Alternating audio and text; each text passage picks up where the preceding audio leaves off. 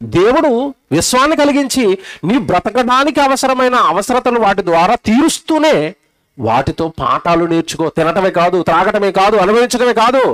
విశ్వం దేవుని విద్యాలయం. నక్షత్రాలను కదుపు, ఒక పాఠం నేర్పిస్తాయి. ఆకాశాన్ని కదుపు, ఒక పాఠం నేర్పిస్తుంది. భూమిని కదుపు, ఒక పాఠం నేర్పిస్తుంది. పక్షిని కదుపు, ఒక పాఠం నేర్పిస్తుంది. సముద్రంలోని చేపలను కదుపు, ఒక పాఠం నేర్పిస్తుంది. ప్రతిదీ కూడా నీకు దేవుడి గురించిన పాఠాలు నేర్పిస్తాయి. విశ్వం దేవుని యొక్క విద్యాలయం.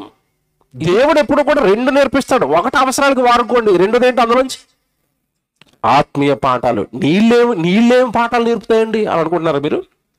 నీళ్ళలో నుంచి ఏం నేర్చుకుంటామండి అని అనుకుంటున్నారా? మీరు ఒకటే గుర్తుపెట్టుకోండి, నీళ్లు లేకపోతే మనం ఏం చేయలేం, బ్రతకలేం కదా. నీళ్లు లేకపోతే బ్రతకలేమన్న సంగతి మనకు అర్థమైపోయింది కనుక అందులో నుంచి దేవుడు ఒక పాఠం నేర్పాలనుకుంటాడు.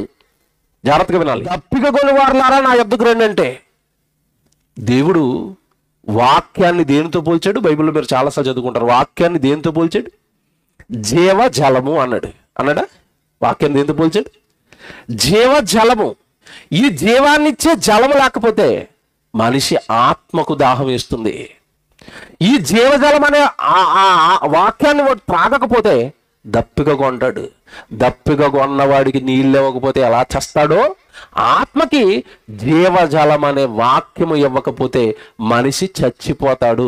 ఆ చావే నిత్యాగ్ని దండన. ఇప్పుడు వాక్యాన్ని నీళ్లతో, జీవజలం అని నీళ్లతో ఎందుకు పోల్చాడు అంటే, ఇప్పుడు నువ్వు నీళ్లు త్రాగకపోతే చచ్చిపోతావన్న సంగతి నీకు ఎలాగైతే అర్థమైందో, ఈ జీవజలము వాక్యము త్రాగకపోతే కూడా నీ ఆత్మ ఏమైపోతుంది?